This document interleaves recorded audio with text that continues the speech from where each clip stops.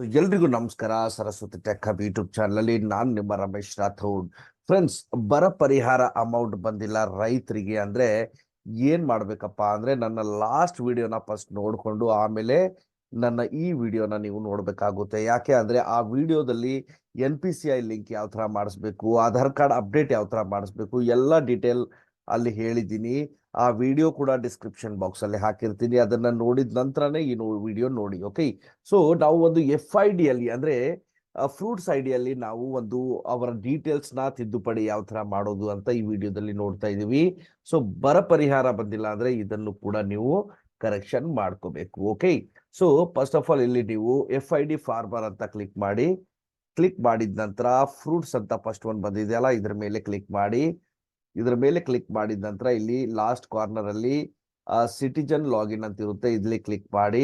ನಂತರ ಅವರ ನಿಮ್ಗೆ ಆ ಒಂದು ಮೊಬೈಲ್ ನಂಬರು ಪಾಸ್ವರ್ಡ್ ಇರುತ್ತೆ. ಅದನ್ನ ನಿಮ್ಮ ಹತ್ರ ಇಲ್ಲ ಅಂದ್ರು ಇಲ್ಲಿ ಸಿಟಿಜನ್ ರಿಜಿಸ್ಟ್ರೇಷನ್ ಅಂತ ಇದೆಯಲ್ಲ, ಇಲ್ಲಿಂದ ನೀವು ಇದನ್ನ ರಿಜಿಸ್ಟರ್ ಮಾಡ್ಕೋಬಹುದು. ಸೊ ನನ್ನ ಹತ್ರ ಆಲ್ರೆಡಿ ಅವೈಲೇಬಲ್ ಇದೆ. ಸೊ ನಾನು ಇದನ್ನ ಡೈರೆಕ್ಟ್ ಆಗಿ ಹಾಕ್ತಾ ಇದ್ದೀನಿ.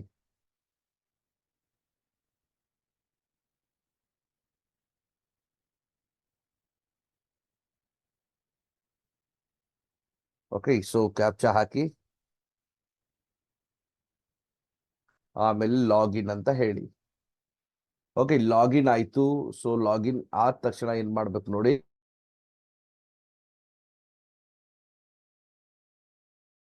ಸೊ ಲಾಗಿನ್ ಆದ ತಕ್ಷಣ ಏನ್ ಮಾಡ್ಬೇಕಪ್ಪ ಅಂದ್ರೆ ಇಲ್ಲಿ ನೋಡಿ ಮೋಡಿಫಿಕೇಶನ್ ಅಂತ ಇದೆಯಲ್ಲ, ಇದರಲ್ಲಿ ಹೋಗಿ ಈ ಮೋಡಿಫಿಕೇಶನ್ ಅಲ್ಲಿ ಹೋಗಿ ಅವರ ಒಂದು ಮೊಬೈಲ್ ನಂಬರ್ ಇರಬಹುದು, ಅವರ ಒಂದು ಬ್ಯಾಂಕ್ ಡೀಟೇಲ್ ಇರಬಹುದು. ಏನಾದರೂ ರಾಂಗ್ ಆಗಿದ್ರೆ ನೋಡಿ, ಬ್ಯಾಂಕ್ ಡೀಟೇಲ್ ಕರೆಕ್ಟ್ ಆಗಿ ಚೆಕ್ ಮಾಡ್ಕೋಬೇಕು. ಯಾಕಂದ್ರೆ ಸಪೋಸ್ ಬ್ಯಾಂಕ್ ನಂಬರ್ ರಾಂಗ್ ಇದ್ರು ಕೂಡ ನಿಮ್ಗೆ, ಇಲ್ಲ ಹೆಸರು ರಾಂಗ್ ಇತ್ತು ಬ್ಯಾಂಕ್ ಅಲ್ಲಿ ಅಂದ್ರೂ ಕೂಡ ನಿಮ್ಗೆ ಬರ ಪರಿಹಾರ ಬರಲ್ಲ. ಸೊ ಲ್ಯಾಂಡ್ ನೋಡ್ಕೊಳ್ಳಿ ನಿಮ್ದೇನಾ ಅಂತ ಕರೆಕ್ಟ್ ಆಗಿ, ಕಾಸ್ಟ್ ನೋಡ್ಕೊಳ್ಳಿ, ಫೋಟೋ ಹಾಕೊಳ್ಳಿ, ನೀವು ಒಂದು ಜೆಂಡರ್ ಯಾವುದು ಅಂತ ಸೆಲೆಕ್ಷನ್ ಇದೆಯಾ ಇಲ್ಲ ನೋಡ್ಕೊಳ್ಳಿ. Okay, name as per Aadhaar card ಇದೆಯಾ ಇಲ್ಲ ಅದನ್ನ ನೋಡ್ಕೊಳ್ಳಿ. ನೀವು ಫಿಸಿಕಲ್ ಹ್ಯಾಂಡಿಕ್ಯಾಪ್ಟ್ ಇದೀರಾ ಅಥವಾ ಇಲ್ಲ ಅದನ್ನು ಕೂಡ ನೀವು ಮೆನ್ಷನ್ ಮಾಡಬೇಕಾಗುತ್ತೆ. ಅಡ್ರೆಸ್ ಕರೆಕ್ಟ್ ಆಗಿ ಹಾಕಿಲ್ಲ ಅಂದ್ರೆ ಚೇಂಜ್ ಮಾಡ್ಕೊಳ್ಳಿ. Proof of residence plus proof of address ಎರಡು ಡಿಫ್ರೆಂಟ್ ಇದ್ರೆ ಎರಡು ಡಿಫ್ರೆಂಟ್ ಆಗಿ ಹಾಕೋಬೇಕು. ಬರ್ತ್ ಡೇಟ್ ಆಫ್ ಬರ್ತ್ ಏನಾದರೂ ರಾಂಗ್ ಇದ್ರೆ ಅದನ್ನು ಕರೆಕ್ಷನ್ ಮಾಡ್ಕೋಬಹುದು. ಐಡೆಂಟಿಫೈಯರ್ ನೇಮ್ ಅಂದ್ರೆ ನಿಮ್ಮ ತಂದೆಯವರ ಹೆಸರು ಕೂಡ ಚೇಂಜ್ ಮಾಡ್ಕೋಬಹುದು. ಅಪ್ಡೇಟ್ ಕನ್ನಡ ನೇಮ್, ನಿಮ್ಮ ಹೆಸರು ಕನ್ನಡದಲ್ಲಿ ಇಲ್ಲ ಅಂದ್ರೂ ಕೂಡ ನೀವು ಇಲ್ಲಿಂದ ಚೇಂಜ್ ಮಾಡ್ಕೋಬಹುದು. ಇವೆಲ್ಲ ಮಾಡಿಬಿಡಿ, ಖಂಡಿತವಾಗಿ ನಿಮ್ಗೆ ಬರ ಪರಿಹಾರ ಬರುತ್ತೆ.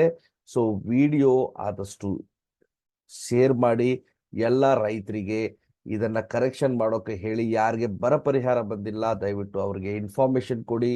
ಅವರು ಅಟ್ಲೀಸ್ಟ್ ಇದನ್ನ ಕರೆಕ್ಷನ್ ಮಾಡಿ ಮುಂದೆ ಬರೋ ದುಡ್ಡನ್ನ ಖಂಡಿತವಾಗಿ ಅವರು ತಗೊಳ್ಳೋ ತರ ಆಗ್ಬೇಕು. ಓಕೆ, ಸೊ ಏನಾದ್ರೂ ಡೌಟ್ ಇದ್ರು ಕೂಡ ಫಸ್ಟ್ ವಿಡಿಯೋನ ನೋಡಿದ ನಂತರ ಈ ವಿಡಿಯೋನ ನೋಡಿ. ಯಾಕೆಂದ್ರೆ ಫಸ್ಟ್ ವಿಡಿಯೋದಲ್ಲಿ ನಾನು ಯಾವ ತರ ಬರ ಪರಿಹಾರ ಅಮೌಂಟ್ ಬಂದಿಲ್ಲ ಅಂದ್ರೆ NPCI ಲಿಂಕ್ ಯಾವ ತರ ಮಾಡಬೇಕು, ಆಧಾರ್ ಅಪ್ಡೇಟ್ ಯಾಕೆ ಇರಬೇಕು, ಅಕೌಂಟ್ ನಂಬರ್ ಯಾಕೆ ಅಪ್ಡೇಟ್ ಇರಬೇಕು, ಮತ್ತೆ ಮೊಬೈಲ್ ನಂಬರ್ ಯಾಕೆ ಆಧಾರ್ ಕಾರ್ಡ್ ಮೇಲೆ ಅಪ್ಡೇಟೆಡ್ ಇರಬೇಕು ಅನ್ನೋದು ಎಲ್ಲಾ ಡೀಟೇಲ್ ಆಗಿ ಆ ವಿಡಿಯೋದಲ್ಲಿ ಎಕ್ಸ್ಪ್ಲೈನ್ ಮಾಡಿದ್ದೀನಿ.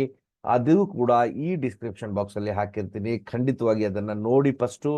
ಅದಾದ ನಂತರ ಅದನ್ನ ವೆರಿಫೈ ಮಾಡಿದ ನಂತರ ನೀವು ಈ ವಿಡಿಯೋನ ನೋಡಿ, ಇಲ್ಲಿ ಕೂಡ ಅಪ್ಡೇಟ್ ಮಾಡ್ಕೊಳ್ಳಿ. ಸೊ ಮುಂದೆ ಬರೋ ಪ್ರಾಬ್ಲಮ್ಸು ನಿಮ್ಗೆ ಈಸಿಯಾಗಿ ಸಾಲ್ವ್ ಆಗುತ್ತೆ.